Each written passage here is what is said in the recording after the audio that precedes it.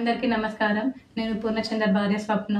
నాకు స్వేచ్ఛ పూర్ణ ద్వారానే పరిచయమైంది. రిలేషన్ ఉందని నాకు అసలు తెలీదు. ఈ రిలేషన్ గురించి కూడా నాకు తెలిసింది స్వేచ్ఛ ద్వారానే.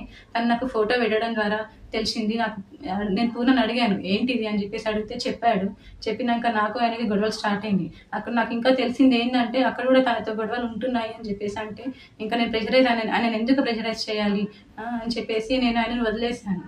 నేను మీడియా ముందుకు ఎందుకు వచ్చానంటే ఇప్పుడు స్వేచ్ఛ కూతురు మా ఆయన మీద నిందలేస్తుంది. ఆ నిందలు నేను చూసి తట్టుకోలేక నేను వచ్చాను బయటికి. నా పిల్లలతో పాటే నా కూడా చూసుకున్నాడు. తనకి స్కూల్లో జాయిన్ చేశాడు, ఫీజులు కట్టాడు. నా పిల్లలకి బట్టలు తీసుకున్నప్పుడు ఆయన కూడా తీసుకునేవాడంట.